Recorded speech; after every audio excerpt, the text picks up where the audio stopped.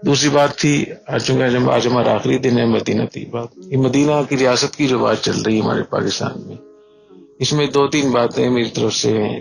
ایک تو یہ کہ حکمران ہمارے وزیر اعظم اس بات کو بار بار کہہ رہے ہیں، مدینہ کی ریاست، نبی کریم صلی اللہ علیہ وسلم ہمارے لیے آئیڈیل ہے، ہمارے لیے ہمارے وہی لیڈر ہیں، ہم انہی کے پیچھے چلیں گے اور مدینہ کی ریاست کی طرح ہم پاکستان کو بنائیں گے، اور علامہ اقبال کا نظریہ اس کے پیچھے ہم چلیں گے، اور قائد اعظم مرحوم وہ ہمارے رول ماڈل تھے، انہوں نے پاکستان بنایا۔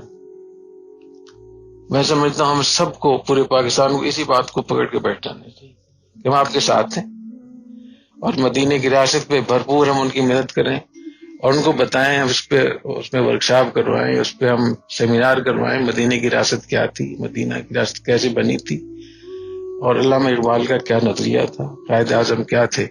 تو میرے خیال ہمارے مسئلے حل ہو جانے چاہیے۔ اصل مشکل تو یہ پیش آتی ہے کہ حکمران اس پہ آتے ہی نہیں، وہ تو کہتے ہیں ہمیں یورپ کی ریاست بنانی ہے، ہمیں فلاں کی ریاست بنانی ہے، ہمارے رول ماڈل فلاں ہے۔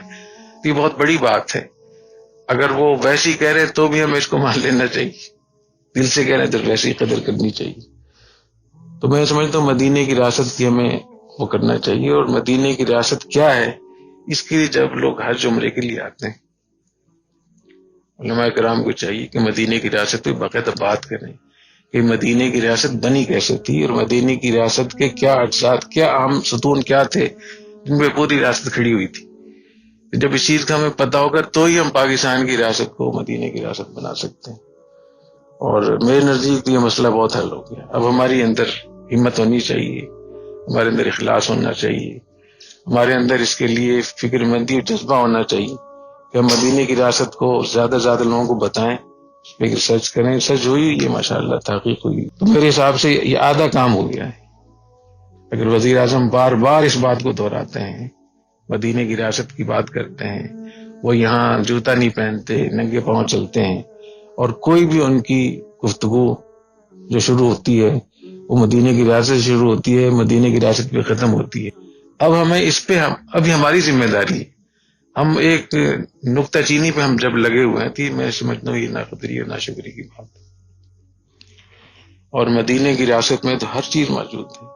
یہاں نبی کریم صلی اللہ علیہ وسلم جب تشریف لائے تو آپ نے آنے سے پہلے مصعب بن عمیر کو بھیجا، اور مصعب بن عمیر کو بھیجنے سے پہلے 3 ملاقاتیں اہل مدینہ کے جو قبائل کے بڑے حضرات تھے ان سے آپ کی ملاقاتیں مکہ مکرمہ میں ہوئی، مینا میں ہوئی۔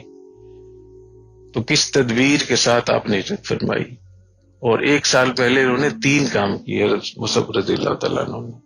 یہاں لوگوں کو دعوت دی، دین سازی کی، افراد تیار کیے، اسلام کی دعوت دی، ان کو تعلیم دی، اور ان کے اخلاق بہتر کیے، ان کی تربیت کی۔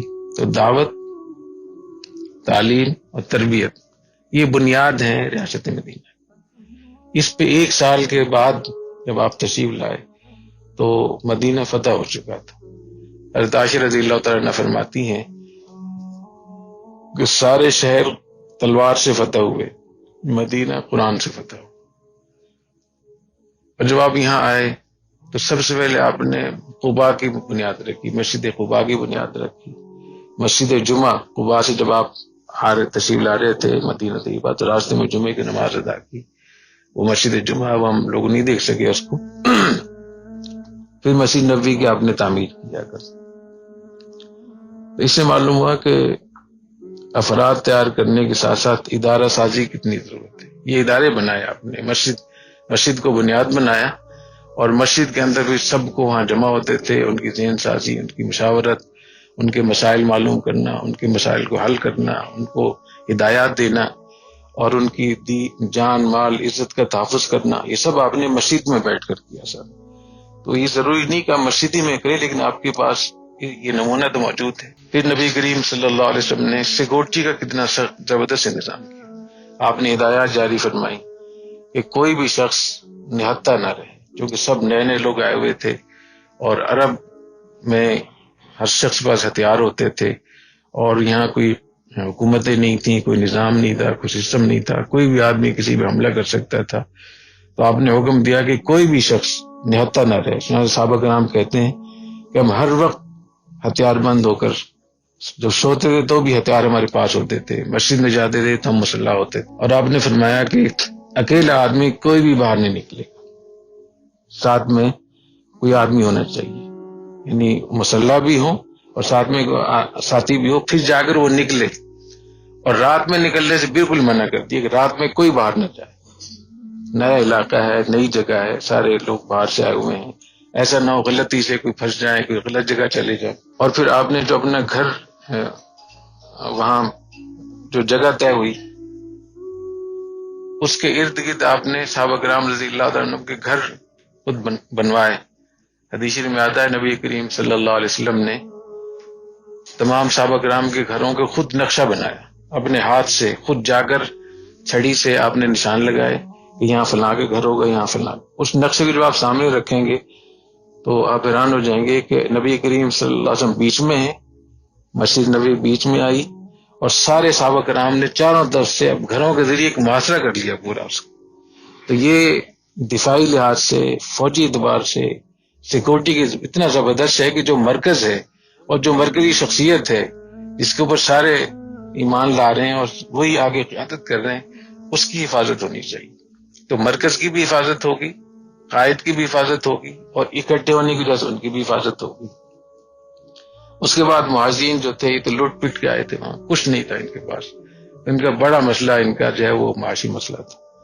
تو نبی کریم صلی اللہ علیہ وسلم نے انصار کو بلایا، ان سے کہا کہ سارے لوگ بے گھر ہو کر آئے وہاں سے، تو آپ لوگ ان کو ہر ساتھی اپنے کسی ساتھی کو اپنا بھائی بنا لے اور اپنے کاروبار میں اپنے اس میں شریک کر لے.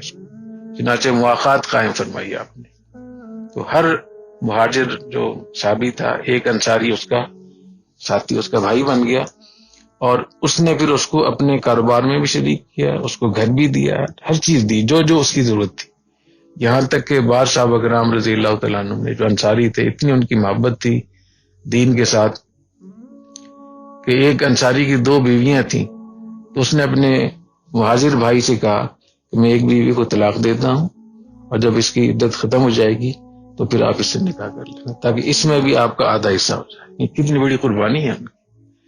تو اس طریقے سے نبی کریم صلی اللہ علیہ وسلم نے مدینے کی ریاست کی بنیاد رکھی کہ آپ نے تعلیم کا، دعوت کا اور تربیت کا انتظام کیا، اور اس کے لیے آپ نے ادارے بنائے، اور آپ نے پھر سیکورٹی کا انتظام کیا اور معیشت کا انتظام. اس کے ساتھ ساتھ آپ نے اس کے لیے بھی صحابہ کرام کو جمع کر کے فرمایا کہ ہمارا اپنا بازار ہونا چاہیے، کیونکہ یہاں جو معیشت تھی مدینے کی وہ یہودیوں کے ہاتھوں میں تھی. 3 قبیلے تھے بڑے، بنو قریظہ، بنو نذیر، بنو قینقاع. وہ اچھے علاقے ان کے پاس تھے جہاں زراعت بہت اچھی تھی، اور پہاڑی علاقے ان کے پاس تھے جہاں اچھے مورچے بن سکتے تھے، اور صنعت ان کے پاس تھے. حتیٰ کہ ہتھیار جتنے ہی بنتے تھے مدینہ میں وہ یہودی بناتے تھے.